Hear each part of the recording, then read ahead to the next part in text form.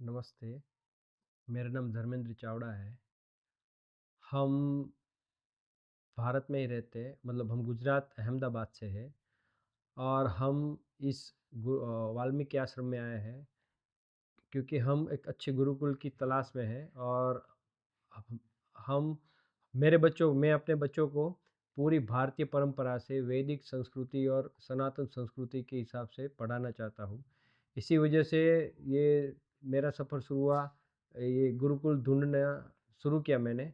तब मुझे एक संपर्क मिला और मैं यहाँ वाल्मीकि आश्रम आया और मैं मेरे बच्चों को अपने पूरी वैदिक संस्कृति पढ़ाना चाहता हूँ, जहाँ उनका सर्वांगीण विकास हो, उनका फिज़िकल डेवलपमेंट हो, मेंटल डेवलपमेंट हो, सोशली हो और नेशन और अपने से ऊपर उठ के राष्ट्र के लिए, समाज के लिए और अपने को भी विकास करें, अपना भी विकास करें, उस तरह का गुरुकुल हम ढूँढ रहे थे। तो हमें ये यहाँ संपर्क मिला और हम यहाँ आए और हम स्वयं मैं जैसे एक्सपेरिमेंट मतलब खुद स्वयं अनुभव करना चाहता हूँ और उसकी वजह से मैं आज यहाँ आया हूँ। हम 2 दिन रुके हैं, अभी मेरी बेटी का ओरिएंटेशन और ऑब्जर्वेशन चल रहा है और हम यहाँ आए और हमने थोड़ा पाया कि ये सबसे थोड़ा विशेष है। विशेष इस तरह से है कि मैंने इनका करिकुलर एक्टिविटी देखी, उनका सिलेबस देखा, उनकी पढ़ाने की पद्धति देखी। अभी मैंने एक क्लासरूम अटेंड किया, वो ज्योग्राफिकल का था और वो उतना सटीक और अच्छी तरह समझाया कि मानो कि मतलब 4-5 साल तो चौथी 5वीं कक्षा में पढ़ता वो भी समझ जाए। तो ये अब इसके बारे में बात की। हाँ, मैं शुरू करता हूँ यहाँ के लोकेशन के और हम यहाँ कैसे आना हुआ।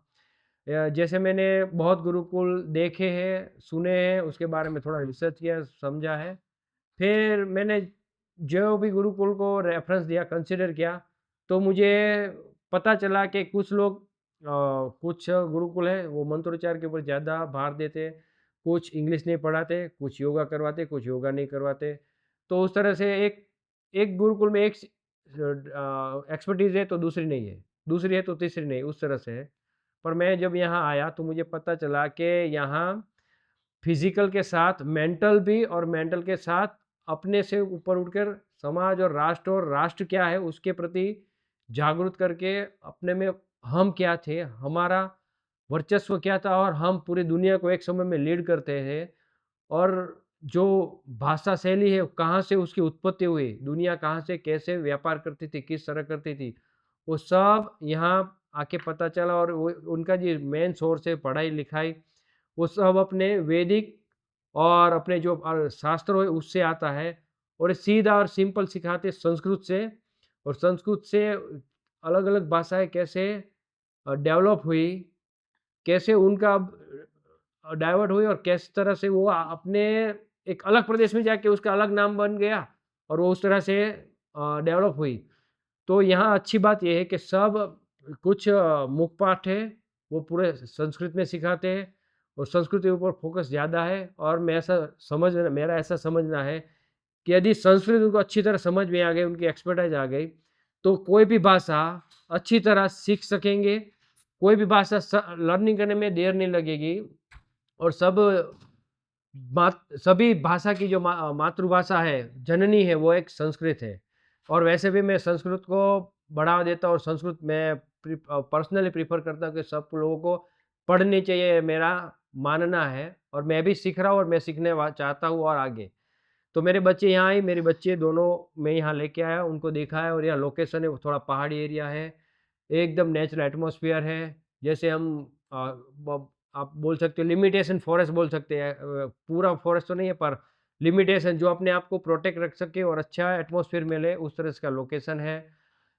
अ, बच्चों के लिए खेलना है, बच्चों के लिए को-करिकुलर एक्टिविटी लाइक एरो वो बो एंड एरो है, आर्चरी है, स्विमिंग है, फिर कुछ स्पोर्ट्स है, फिर वो मलखम्ब है। तो इस तरह की बहुत सारी एक्टिविटियाँ हैं, वो मैंने देखी है और वैसे ये सब लोग इम्प्रूव कर रहे हैं। जैसे-जैसे बच्चे बढ़ रहे हैं, उनका ये टारगेट है, वो उनको बढ़ाना है। उसके बाद इनकी दिनचर्या बहुत सटीक और अच्छी है। सुबह 5:30 बजे उठना होता है, प्रातः दैनंदिन कार्यक्रम करके फिर पढ़ना, फिर मंत्रोच्चार के बाद नाश्ता, नाश्ते के बाद पढ़ाई 9:30 साढ़े 9 से 12 साढ़े 12 तक। उसमें अलग-अलग क्लास रहते हैं, जैसे मुख्य पाठ हो गया, मैथ्स हो गया, साइंस हो गया, फिर हो गया ज्योग्राफ़ी, वो सब सब्जेक्ट पढ़ाए जाते हैं। फिर दोपहर का खाना होता है, दोपहर के बाद फिर 2-3 बजे शुरू होता है पढ़ाई, तो शाम 4-5 बजे तक, 5 बजे के बाद फिर इनकी को-करिकुलर एक्टिविटी लाइक स्विमिंग है, आर्चरी है और फिर खेलना-कूदना, फिर मंत्रोच्चार, फिर ध्यान, ये सब करवाते हैं और रात में सब बैठते और स्टोरी टेलिंग करते हैं और रात को दे दीपमाला के समय एक मंत्रोच्चार एकात्मता शोध करवाते हैं और वैसे उनकी दिनचर्या खत्म होती है। जो हमें अट्रैक्ट किया वो है, ये बच्चों को नेचुरली वो अपने और खेलते हैं, कूदते हैं और सीखते भी हैं। वो बोलते हैं ना गम्मत के साथ ज्ञान, तो उस तरह से ये ज्ञान सिखाने की एक अलग ही शैली है, जो बच्चे को नेचुरली निखारती है और उनको स्वयं प्रेरित करती है सीखने के लिए। और जो क्यूरियोसिटी वैसे बढ़ती है, जैसे बच्चे अपने उनको छोड़ दिया, तो अपने आप सीखने लगता है। उसको पकड़ के सिखाने की ज़रूरत नहीं है। वो बड़ों को देख के सीखते हैं। उसी तरह यहाँ भी पद्धति ऐसी है कि वो यहाँ कोई ज़बरदस्ती नहीं है, बस हाँ, उनको एक समय देते हैं, इस तरह समय में तो ये करना है और वो बच्चे मैंने अभी क्लास किया, मैंने आपको बोला कि उसमें अच्छी तरह एंटरटेन के माध्यम से ज्योग्राफ़ी सिखाई और हमने बहुत कुछ ऐसी चीज़ जानी कि ये कैसे हुई और किस तरह से और कहाँ से आई, उसका मुख्य बिंदु कहाँ था और हमारे शास्त्रों में उसको कैसे समझाया है। तो उसकी बात हुई, अभी एक ज्योग्राफ़ी का मैंने बोला कि एक लेक्चर था, वहाँ पृथ्वी गोल क्यों है? ये अर्थ हम जो रह रहे हैं वो फ्लैट क्यों है? हिमालयाज़ क्यों हर साल 5 सेंटीमीटर बढ़ता है? उसके पीछे कारण क्या है? हम भारत हैं, तो हम पुण्य भूमि क्यों कहा जाते हैं? वहाँ नीचे सह्याद्री गिरिमाला है और ऊपर हिमालय गिरिमाला वो क्यों है? किस तरह से वो भारत को कैसे प्रोटेक्ट करती है? बारिश कैसे आती है? हमारी हम पूरी दुनिया में हम ही कितने क्यों इतने पॉपुलेटेड है, मतलब जनसँख्या हमारी क्यों ज़्यादा है? तो ये सब कुछ है, वो जानकारी हमें यहाँ मिली और हमें अच्छा लगता है कि ये गुरुकुल बच्चों के सर्वांगीण विकास के लिए बहुत बेहतर है और श्रेष्ठ लग रहा है और मैं यही चाहूँगा, यदि ये 10वीं मेरी मेरी ये भतीजी है, अभी 11 साइंस में है, उसने अभी कल एक सब्जेक्ट के बारे में पढ़ा कि पानी पानी बिंदु क्यों होता है और गोल क्यों होता है उस तरह से। तो उसका साइंस अभी यहाँ जाके पता चला कि उसके अंदर वैक्यूम होता है, वो पकड़ के रखता है, उसकी वजह से गोल है। वैसे ही पृथ्वी गोल इसलिए है कि अंदर वैक्यूम में वर्क पृथ्वी का मूल स्वभाव है वो खींचना, आकर्षित करना। तो सब यहाँ जानने को मिला। तो इस तरह से जो बड़ी-बड़ी चीज़ें हैं, एक आसानी से गम्मत के साथ सीखा जाए, तो उससे ज्ञान में बहुत बढ़ोतरी होती है और ज्ञान एक भार जैसा नहीं लगता है, पर एक आनंद जैसा अनुभूति होती है। तो मेरे लिए और बोलूँ तो ये मेरे लिए बहुत अच्छा लोकेशन है, अच्छी एक जगह है, अच्छा गुरुकुल है, आप आश्रम बोलिए और अपने बच्चे को मैं थोड़ा यहाँ सुरक्षित समझकर उनका फ्यूचर यहाँ देखता हूँ और मैं सबको प्रेफ़र भी करता हूँ कि हाँ, एक बार आप स्वयं अनुभव कीजिए, आइए, देखिए, उसके बाद समझिए, फिर कुछ निर्णय लीजिए। पर मेरे लिए मुझे अच्छा लग रहा है, ताकि मेरे बच्चे सुरक्षित रह के और उनका फ्यूचर बिल्ड कर सकें। मेरी पत्नी कुछ बात कहेंगी। मेरा नाम रोशनी चावड़ा है। हम भारत गुजरात से आए हैं।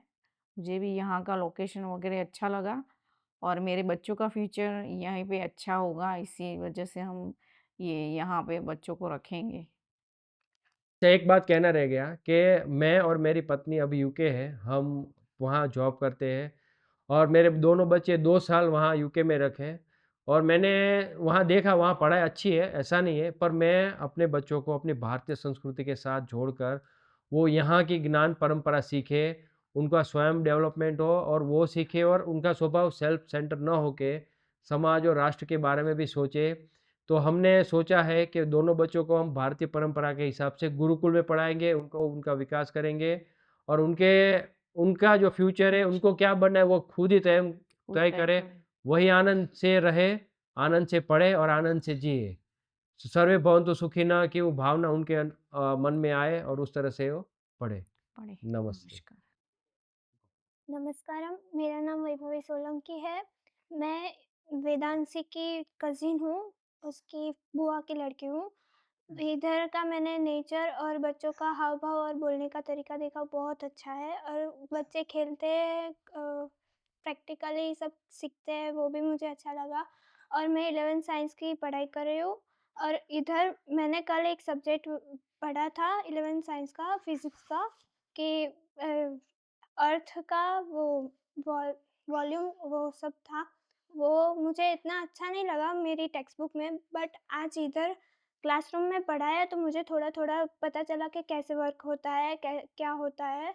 सो इधर का पढ़ाई भी बहुत अच्छा है एंड जी, जी। नेचुरल है, वो सब है तो बहुत अच्छा है। You can try. ચલો अच्छा, ગુજરાતી જ મને એ રમવાનું મજા આવી. સ્વિમિંગ કરવાની મજા આવી, લાકડી ઘુમાવવાની મજા આવી અને